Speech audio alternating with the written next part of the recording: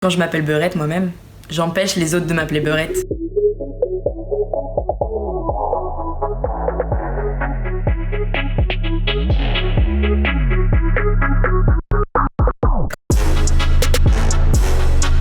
C'est-à-dire que je retourne le stigmate.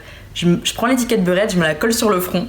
Comme ça, c'est écrit, il n'y a plus personne qui peut me le dire. Si on prend la définition simple de Larousse, c'est simplement en fait une fille qui est descendante d'immigrés nord-africains et qui vit en France et qui a grandi en France. Simplement, on le sait tous que quand on tape Beurette sur Google, c'est pas ça qu'on trouve. On trouve que des résultats de sites pornographiques. Parce que derrière le mot Beurette, en fait, il faut arrêter de faire la sourde oreille, il faut arrêter de pas voir les choses. C'est-à-dire qu'il y a une vraie histoire coloniale derrière ce mot. Sur la sexualisation, la fétichisation de la femme orientale.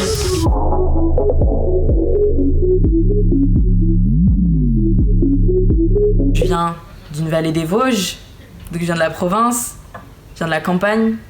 Mon père il est algérien, ma mère elle est française, je suis métisse. Je viens d'un milieu modeste. L'idée de la femme française, c'est la parisienne, c'est la bourgeoise, élégante. Dès que tu sors de ça, t'es directement catégorisée comme beurette, cagole, ridicule. La beurette, c'est le bas de l'échelle sociale. Parce que premièrement, c'est une femme, donc par essence, elle est inférieure à l'homme. Et en plus, elle est maghrébine, donc elle est inférieure à la femme blanche. Et en plus, elle est de classe populaire.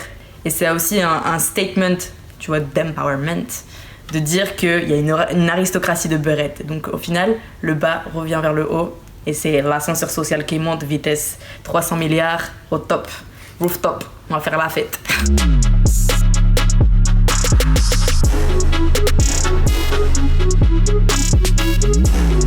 Le seul endroit en fait où je me sens légitime, c'est la mode. C'est mon art, c'est mon arme.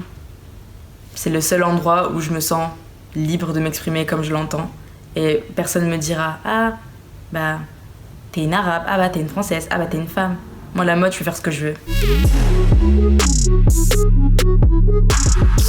Pour moi, la mode, c'est un statement. C'est un art de vivre. Quand on me dit c'est trop, moi je dis est-ce même assez ?